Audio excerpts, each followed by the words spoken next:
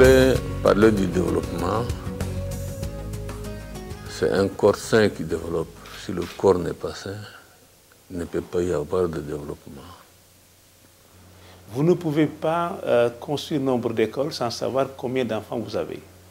Vous ne pouvez pas construire nombre de centres de santé sans savoir combien de population vous avez.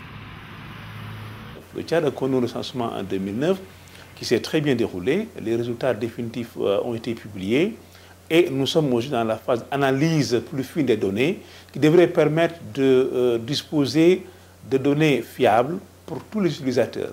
L'UNFP a assisté donc le gouvernement dans l'élaboration de ce recensement dès le départ d'abord, en aidant le gouvernement à mettre en place la méthodologie, à développer les guides, les directives, à former tous ceux qui sont impliqués, notamment les enquêteurs. En particulier, un appui a été apporté à l'Institut national des statistiques et des études démographiques, qui était l'institut en charge de l'élaboration de ce recensement.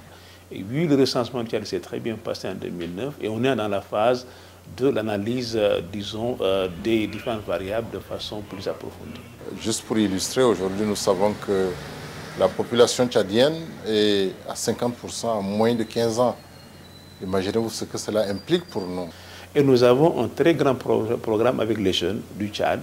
Et à ce niveau-là, nous avons une dizaine d'ambassadeurs de bonne volonté des jeunes du Tchad qui sont engagés à nos côtés pour faire en sorte que les grossesses précoces soient réduites au niveau des établissements scolaires, pour faire en sorte que les jeunes puissent être préservés du VIH-Sida, pour faire en sorte de diffuser d'abord au sein des établissements scolaires, mais également dans leur milieu familial, les concepts qui permettraient une meilleure prise en charge des cas de grossesse et par conséquent de faire en sorte que la mortalité maternelle soit réduite.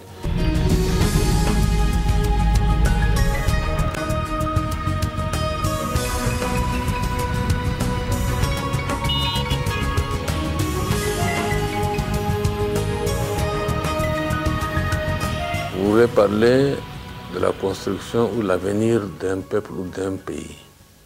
Ça passe nécessairement par un corps sain. La base, je dirais, de la vie de l'homme, je dis bien, c'est le corps sain. C'est la femme qui procrée, qui crée, et c'est cet enfant-là qui devient l'homme de demain, qui travaille, qui produit donc, et qui développe. En termes d'appui au gouvernement du Tchad, l'UNEP est en train de conduire un 6e programme de coopération qui est axé essentiellement sur la réduction de la mortalité maternelle. Pourquoi? Parce que ça correspond déjà à une priorité de l'organisation et au Tchad, c'est une priorité qui est une priorité numéro 1 puisque le Tchad fait partie des pays où les femmes meurent le plus en accouchant. Donc c'est la raison pour laquelle l'essentiel de notre intervention tourne autour de la problématique comment aider le gouvernement à faire en sorte que les femmes ne meurent plus en accouchant. Notre partenaire, l'UNFPA, est venu vers nous et depuis le début de cette année, nous avons une convention et des émissions qui sont hebdomadaires à la télé et à la radio et qui permettent, d'ailleurs dans toutes les langues ensuite, parce qu'on ne parle pas simplement en français ou en arabe, à la radio c'est dans plusieurs langues qui permettent à nos populations de comprendre l'importance de l'hôpital. Nous avons dans les grilles des programmes 2012, par exemple, à la radio et à la télévision, plus de 20% des émissions qui sont consacrées au secteur de la santé et notamment au secteur de la mère et de l'enfant. Il y a aussi le phénomène du mariage précoce. Par rapport à la société, par rapport à tout ce que nous avons comme pesanteur, malheureusement, il se trouve qu'au Tchad, il y a encore des parents qui marient leurs filles à l'âge de 12, 13, 14 ans. Et ces filles n'étant pas préparées à l'accouchement, eh bien, elles subissent malheureusement les effets de cette maladie qu'on appelle la fistule.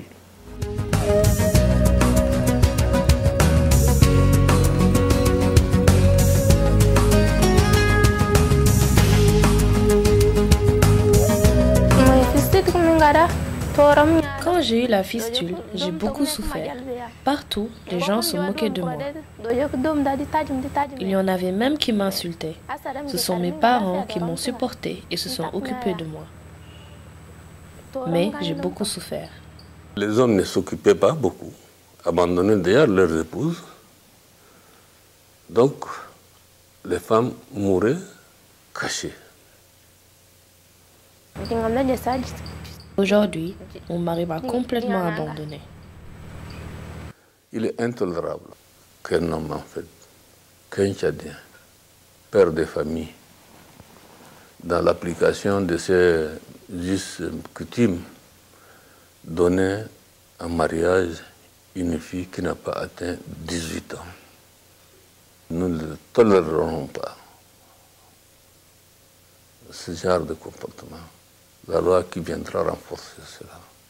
Et c'est le chef d'État lui-même qui est au front, en première ligne par rapport à la mortalité maternelle. Et c'est un exemple assez rare d'un engagement très personnel. Nous voulons vraiment relever un défi. Le défi auquel nous étions confrontés, c'est de voir dans toutes les régions des femmes mourir, en fait, disons, pendant l'accouchement. Soit on perd la mère ou l'enfant, soit les deux. Et donc, ceci a été vraiment très dur, je dis bien, humainement, évidemment, pour moi. Et aussi face à mes responsabilités, moi-même en tant que président, sur cette question-là. Je me suis dit, ça ne peut plus continuer. Il faudra que je prenne moi-même donc les choses en main. D'où l'instauration, n'est-ce pas, de la journée de réflexion, je dirais, d'une réunion mensuelle ici à la présidence avec l'ensemble des acteurs de la santé publique nationaux et aussi les partenaires au développement qui nous soutiennent dans tous nos efforts, en particulier l'OMS, l'UNICEF, je dirais aussi FINIAB. Et dans cet accompagnement-là, l'UNEP, au niveau le plus élevé, également est engagé. Je pense que le docteur Babatunde a de façon très clairement indiqué au chef de l'État l'engagement de l'UNEP accompagne ses efforts. La dernière fois qu'ils sont rencontrés à Addis Abeba. Cet engagement, nous essayons sur le terrain de le traduire en activité pour faire en sorte que tout ce que nous pouvons faire accompagner le ministère de la Santé le soit. Nous lui faisons confiance parce que c'est des gens avec qui nous travaillons. Dans toutes nos rencontres, ils sont avec nous. Ils participent dans notre débat. Ils apportent toutes leurs contributions. Ils sont nuit et jour avec nous, travaillent avec nous. Ils nous conseillent. Ils sont sur le terrain avec nous, avec leurs moyens. Et de plus en plus, je dirais, des moyens, je pense, qui viennent vers le Tchad indéfinable. Donc tout ça, c'est vraiment très encourageant. Je suis très heureux non seulement de la rencontre que j'ai eue, mais le travail que nous faisons ensemble aussi ici. Au niveau du traitement, nous sommes en train, avec le Centre national de traitement des fistule, d'initier une opération qui permet que 4 fois dans l'année, des spécialistes de réparation des fistules viennent encadrer une équipe de Tchadiens, de médecins tchadiens, pour réparer pendant 2-3 semaines une quarantaine de femmes.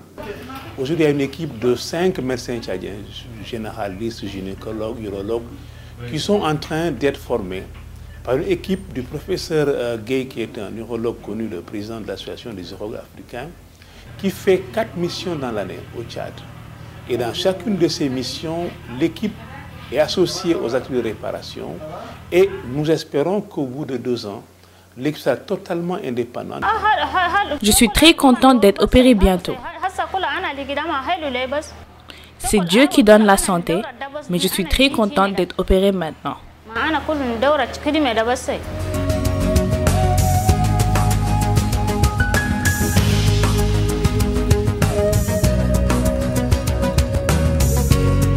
Pour les patientes elles-mêmes, les victimes de la fistule, il y a une prise en charge dans le kit opératoire, c'est-à-dire l'UNFPA, fournit le matériel pour la prise en charge.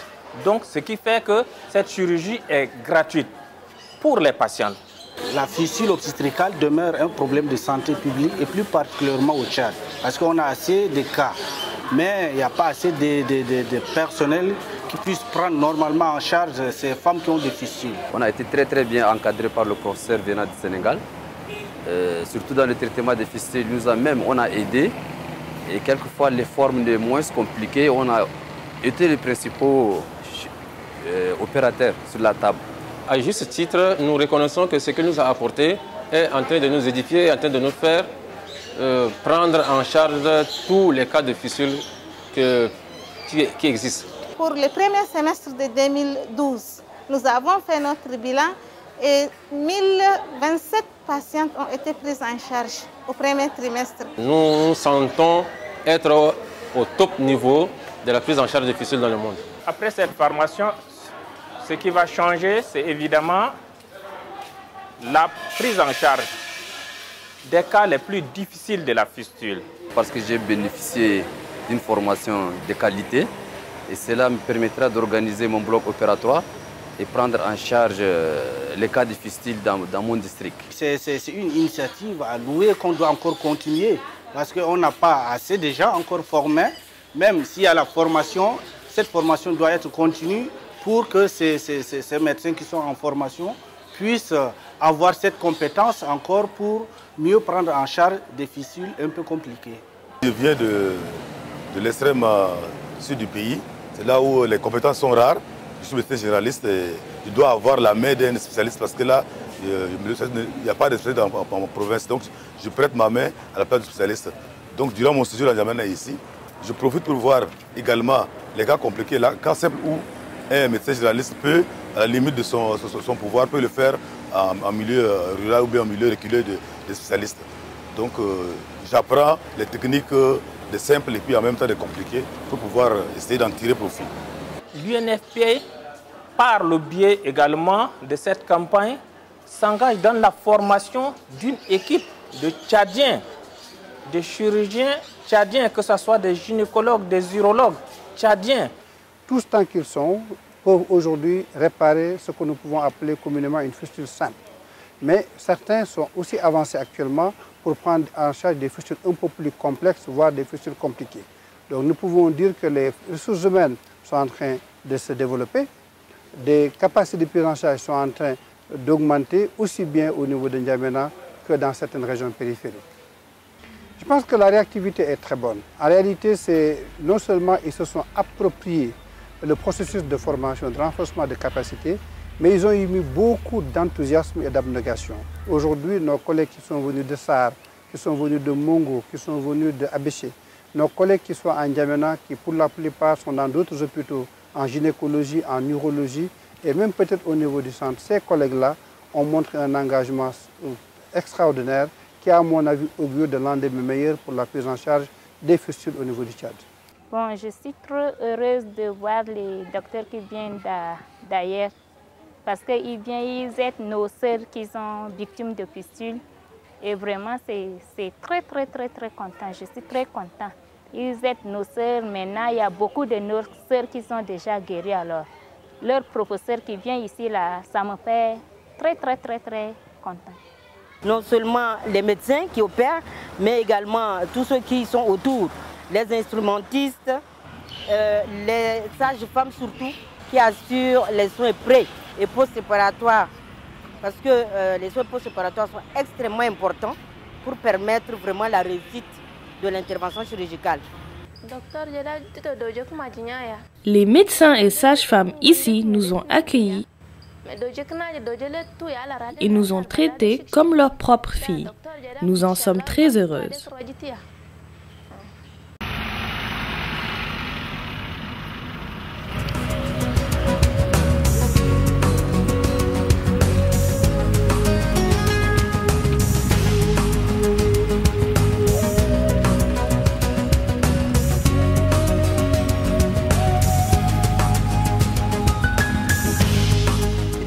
Une patiente porteuse de fistule arrive dans le centre, il faut d'abord l'enregistrer dans la fiche de collecte, la fiche jaune.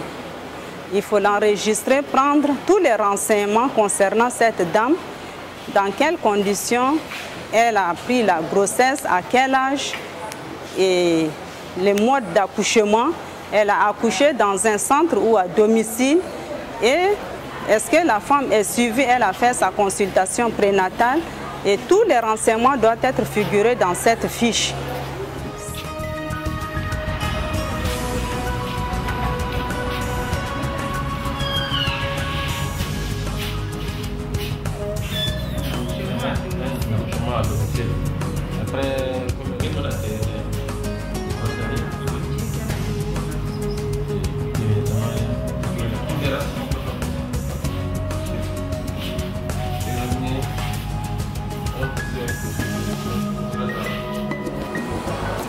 J'ai 2 sages-femmes qui sont venues de Sarre et de Mongo pour apprendre comment suivre une femme porteuse de fistule après l'opération. Je viens de Mongo dans la région du Guéra, je suis sage-femme. J'ai assisté à la caravane pour le traitement des femmes porteuses de fistule. J'étais très contente. Durant les 7 jours, j'ai appris beaucoup de choses. Comment préparer la femme au préopératoire et comment préparer les femmes, prendre en charge le traitement post-opératoire. Avant, quand la caravane passait à ça, c'était encore dans l'embouteillage, donc je n'ai pas bien compris ce que ça se passe. Mais maintenant, comme je suis ici, j'ai vu comment opérer la fistule, comment faire le suivi des malades de fistule. Dans ma région, je vais aller changer beaucoup de choses. Comment sensibiliser les femmes porteuses de fistule, la prise en charge, comment les préparer pré-opératoire et puis post-opératoire. Ce genre de formation est très utile pour moi parce que ça amène une personne à changer la façon de faire. Parce qu'on faisait ça aussi sur le tas avant, mais ce n'était pas très amélioré comme on l'a vu maintenant en N'Djamena.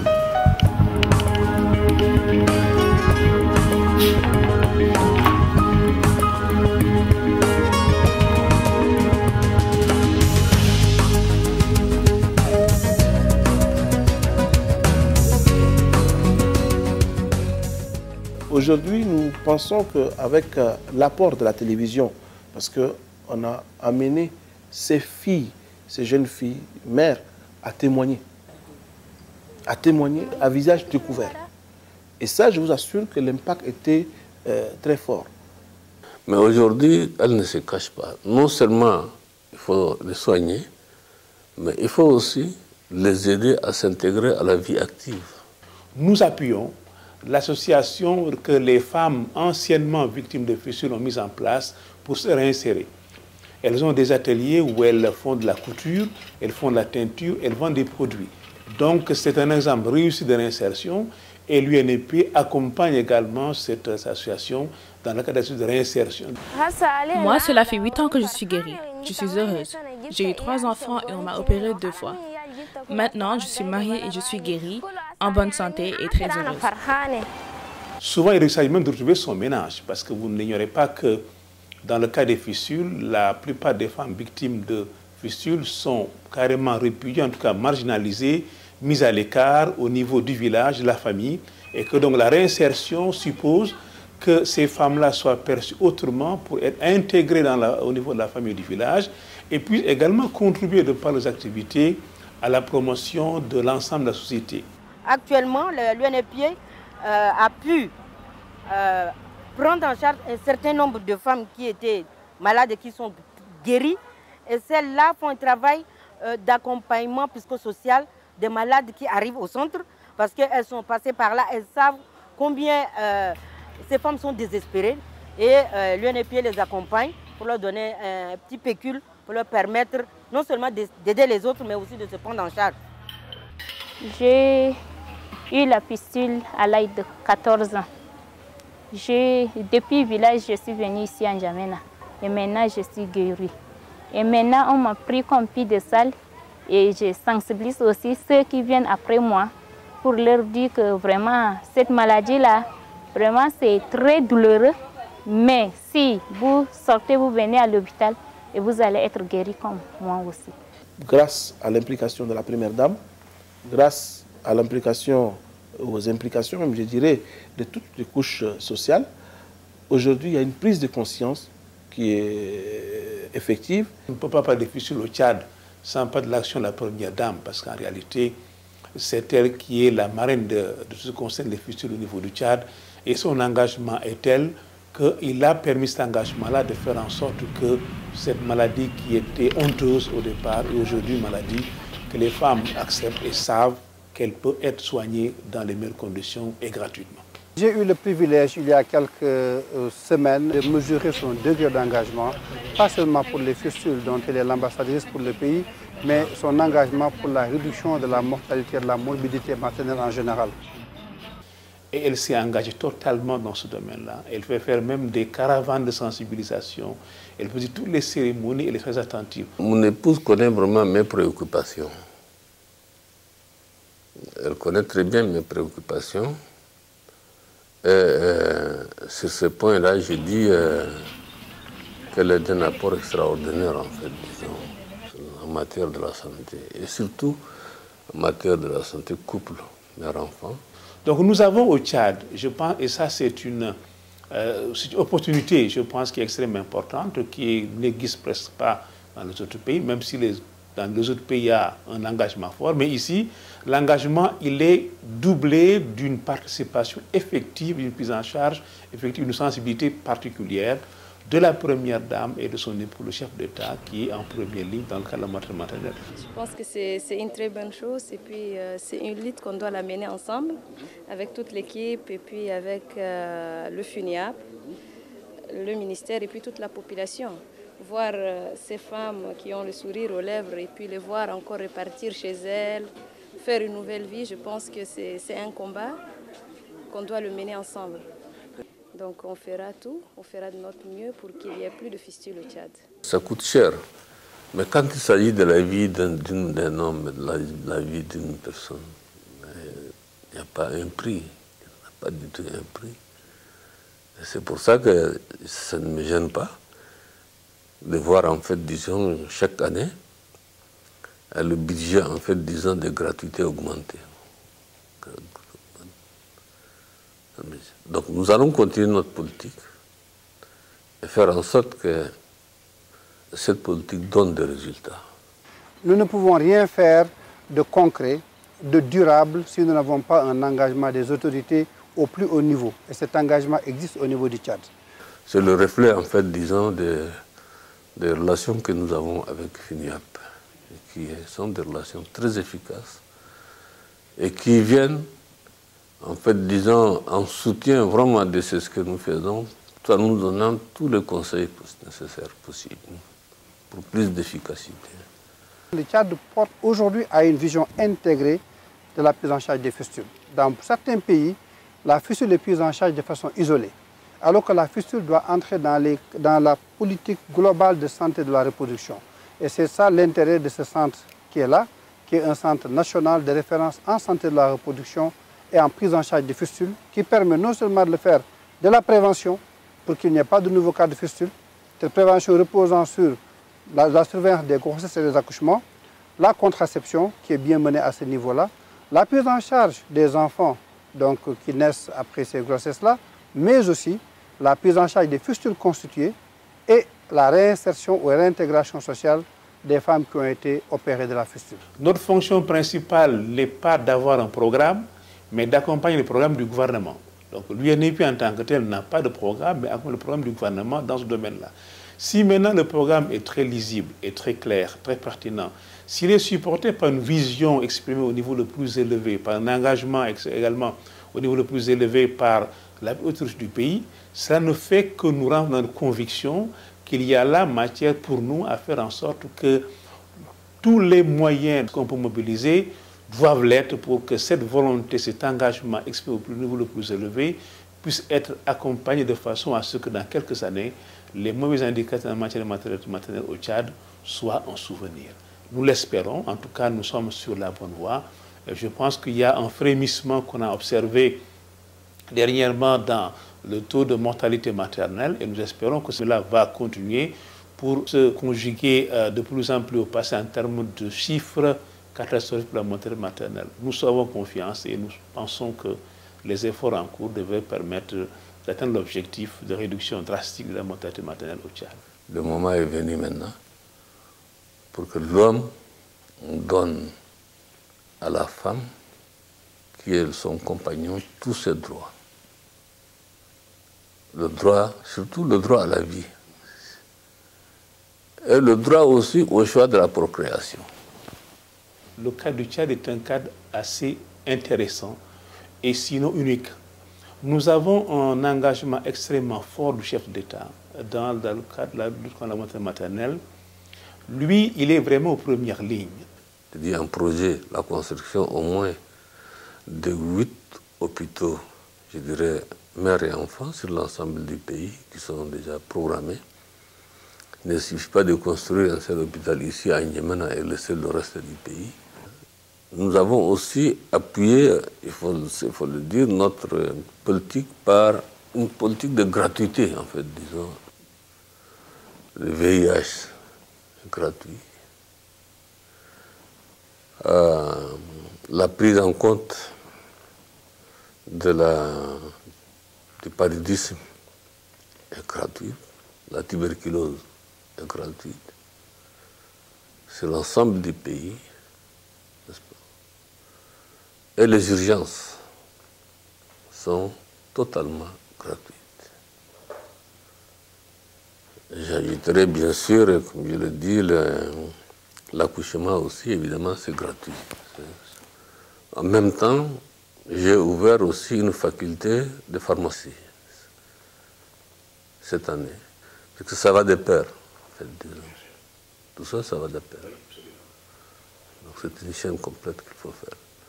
Et nous sommes maintenant en plein, je dirais, réflexion et travail de spécialisation de nos médecins qui sont sortis, en fait, disons, de la faculté de médecine du Tchad ou des médecins qui sont formés ailleurs. Cela est nécessaire. Puisque nous construisons, n'est-ce pas, il faut prévoir à côté, en fait, disons, que quand vous construisez demain, que ça ne soit pas vide, que ça soit bien équipé, mais aussi bien occupé.